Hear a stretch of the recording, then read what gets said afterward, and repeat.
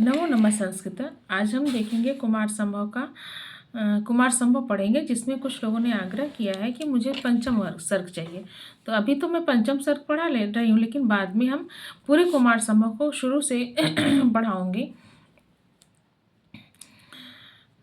तो इसमें हम देखते हैं कि पांचवें कुमार संभव महाकवि कालिदास का ग्रंथ है, जिसमें महाकवि कालिदास को दीपशिखा कालिदास भी कहा जाता है और उन्हें विश्व कवि के नाम से भी जाना जाता है।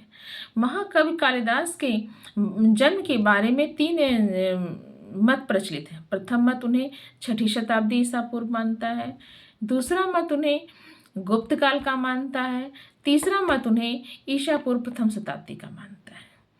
इस प्रकार से इनके जन्म के बारे में तीन मत प्रचलित है।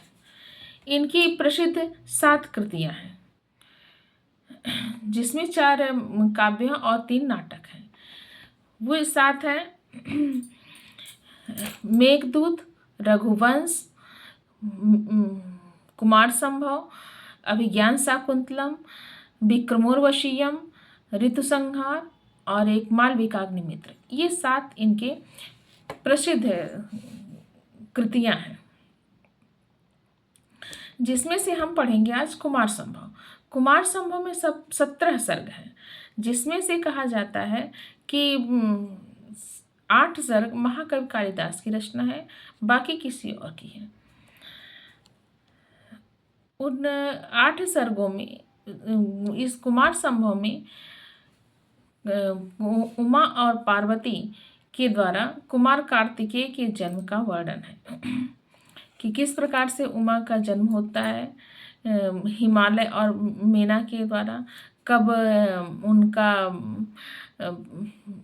कठिन तपस्या का वर्णन है इसमें उमा के, फिर पार्वती के विवाह का वर्णन है, शिव पार्वती के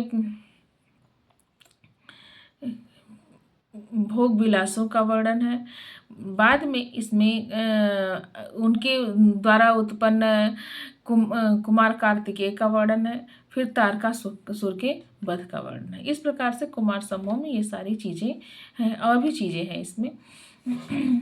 अब हम 5वां सर्ग पढ़ते हैं। 5वें सर्ग में दिया गया है कि जब चतुर्थ सर्ग में बताया गया जब कामदेव को ये महादेव शिव जी अपने त्रिनेत्र से तीसरे नेत्र से कामदेव को भस्म कर देते हैं, तो उसके बाद उमा अपने इस सौंदर्य को व्यर्थ समझती हैं। कहती है कि यह सौंदर्य वही अच्छा है जो अपने प्रियतम को, अपने प्रिय को अच्छा लगे।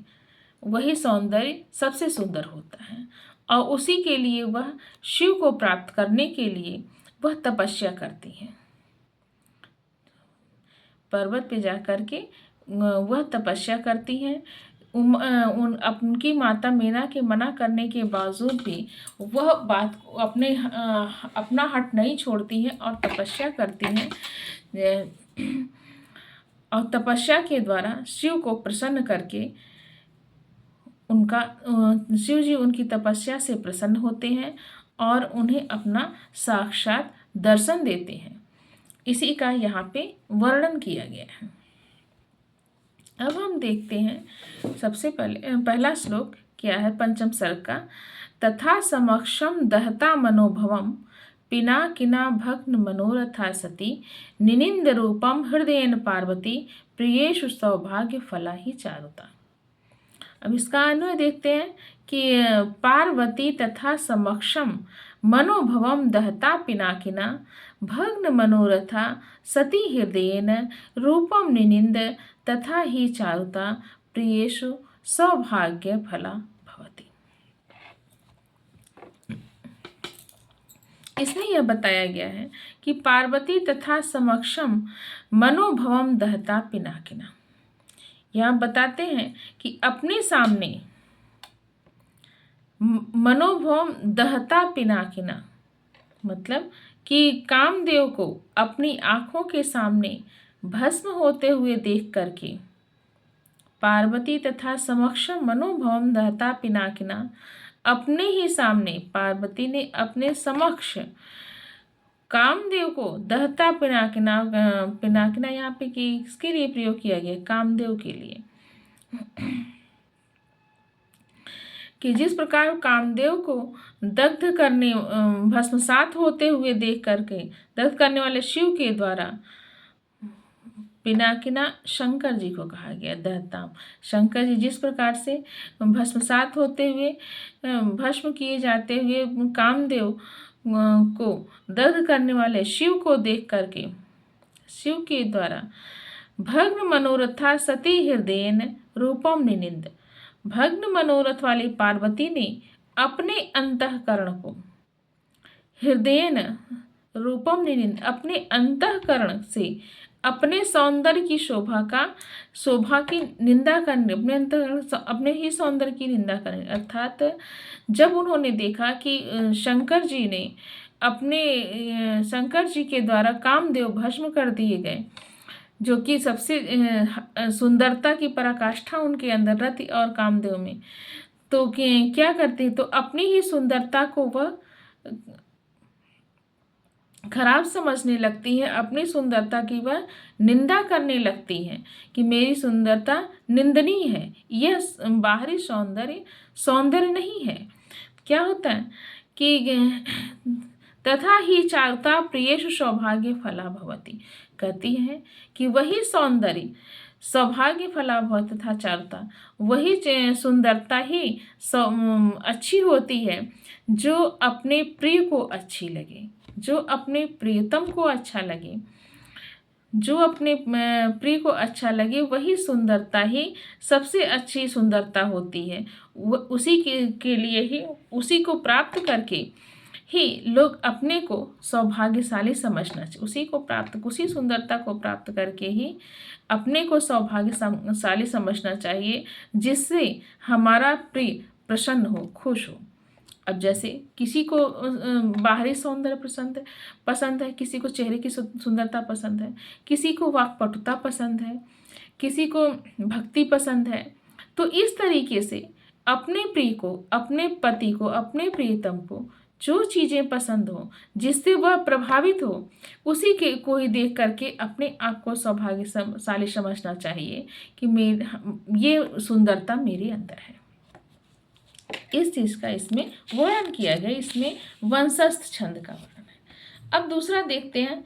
ये शशा कर्तुम बंध रूपताम समाधिमास्थाय तपोभिरात्मनः अवाप्यते वा कथम अन्यथा द्वयम तथा विधम प्रेम पतिश्चितादृश। अब इसका अनुवाद देखते हैं। स आत्मना अबंध रूपताम कर्तुम समाधिम आस्थाय तपोभि येष वा अन्यशा तथा विधम प्रेम तादृश पति च द्वयम कथम अवाप्यते। कहते हैं कि सा आत्मना अबंध रूपताम कर्तुम समाधिम आस्थाय तपोभि येष।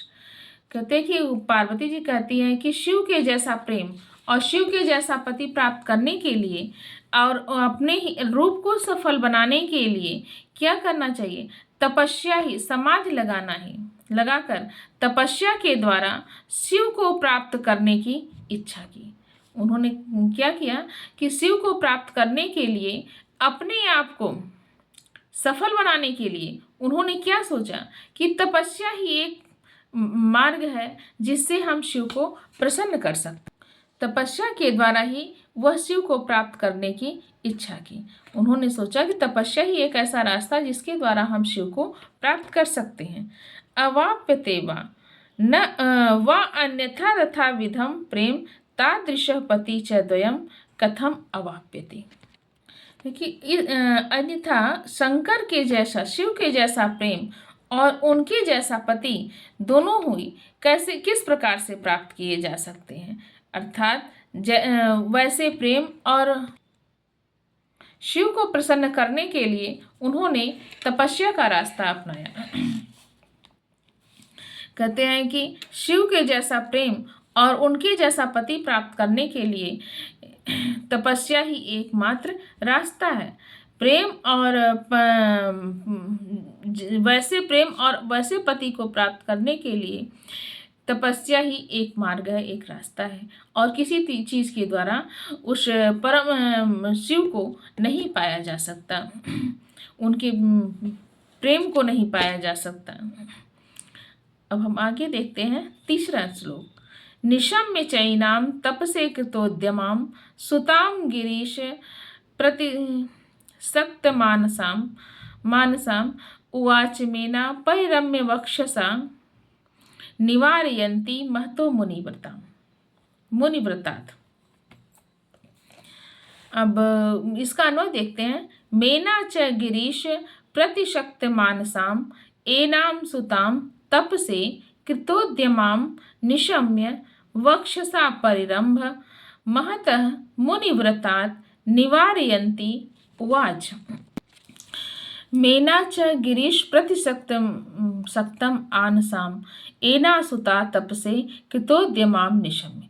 यहाँ कहते हैं कि उमा की माँ मेना जब यह देखती है कि उमा कठिन तपस्या के लिए जा रही है, तो उनकी पार्वती की इस शिव में आसक्ति मन वाली देख करके उस अपनी पुत्री को मेना च गिरीश प्रतिशक्तम आनसाम एना सुताम तपसे कृतोद्यमाम निशम्य। कहते हैं कि तपस्या के प्रति पार्वती की माता मेना शिव में आसक्त मन वाली उस अपनी पुत्री को देख करके तपसे कृतोद्यमा निशम्य कृतोद्यमांशम तप के लिए उद्यत अपनी तपस्या करने के लिए उद्यत सुन करके जान करके निशम्य वक्षाम परिरंभ्य महतः अपने हृदय से लगाती हुई उस अत्यंत कठोर मुनिव्रतात निवारयन्ति उचात। अत्यंत कठोर मुनियों के आचरण से रोकती हुई उवाच कहती है। अर्थात जब मैं उनकी पार्वती की माँ मेना यह देखती है कि उमा शिव को प्राप्त करने के लिए कठोर तपस्या करने जा रही है, और तो उन्हें अपने हृदय से लगाते हुए बताती हैं कि और उन मुनियों के आचरण से, मुनियों के द्वारा किए गए आचरण को जो रोकती हैं, मतलब जो रास्ता मुनियों के लिए है वह रास्ता नारियों के लिए नहीं है, तुम्हारे लिए नहीं है। क्यों नहीं है उसी के लिए बताती हैं। मनीषिता सन्ति गृहेषु देवतास्तपः क्व वत्से क्व च वातावकं वपुः पदं सहेत भ्रमरस्य पेलवं शिरीष पुष्पं न पुनः पतत्रण। इसका अन्वय देखते हैं। हे वत्से मनीषिता देवता गृहेषु सन्ति तपः क्व तावकं वपु च क्व पेलवं शिरीष पुष्पं भ्रमरस्य पदम सहेत पतत्रणम पुनः न। अब यहाँ बताते हैं कि मेना अपनी पुत्री उमा को समझाती हैं कि हे पुत्री, हे वत्से मनीषिता देवता गृहेषु सन्ति। हे पुत्री, यह देवताओं और मनीषियों के लिए, देवता और तो हमारे घर में ही रहते हैं। बताती हैं उमा से उनकी माँ मेना कहती है कि हे पुत्री, जो हमारे अभीष्ट देवता हैं, जो वो हमारे क्या है, घर में ही हैं। तपः क्व, कहाँ यह कठिन तपस्या, कहाँ यह कठिन तपस्या, तावकम वपुः च क्व, और कहाँ यह अत्यंत कोमल तुम्हारा शरीर, तावकम वपुः च क्व, और कहाँ तावकम वपुः, तुम्हारा यह कोमल शरीर। तो क्या कहती हैं, पेलवम शिरीष पुष्पम भ्रमरस्य पदम सहित, यह तुम्हारा कोमल, पेलवम मतलब कोमल कुसुम, शिरीष पुष्पम, शिरीष का जो पुष्प कोमल पुष्प होता है वह क्या कर सकता है, भ्रमरस्य पदम सहित, भौरे के पदभार को सहन कर सकता है, किंतु पतत्रिणः पुनः न, किंतु पतत्रिणा पक्षी के पदभार को किस प्रकार वह सह सकता है, अर्थात शिरीष का कोमल पुष्प भौरे के पदभार को सहन कर सकता है, किंतु पक्षी के पदभार को नहीं कर सकता। उसी प्रकार से उमा को उनकी माँ समझाती हैं, यह मुनियों द्वारा जो रास्ता है तपस्या का यह मुनियों के द्वारा ही किया जा सकता है। यह तुम्हारा कोमल शरीर उस कठिन तपस्या को नहीं कर सकता। यह कह करके उन्हें रोकना चाहती हैं। क्या कहती हैं? इति ध्रुवेच्छाम अनुशासति सुताम शशाक मेना न नियंतुम उद्यमात् क इप्सितार्थ स्थिर निश्चयम मनः पयश्च निम्नाभिमुखम प्रतीपयेत्। इसका अन्वय देखते हैं। इति अनुशासति मेना ध्रुवेच्छाम सुधाम उद्यमात् नियंतुम न शशाक इप्सितार्थ स्थिर निश्चयम मनः निम्नाभिमुखम पयः च कः प्रतीपयेत्। अब कहते हैं कि इस प्रकार से इति अनुशासति मेना ध्रुवेच्छाम सुताम उद्यमात् नियंतु न शशाक, अर्थात इस प्रकार से उपदेश देती, इस प्रकार से मना करते हुए मेना अपनी पुत्री को उनके दृढ़ संकल्प वाली अपनी पुत्री के निश्चय को बदलने में समर्थ न हो सकी।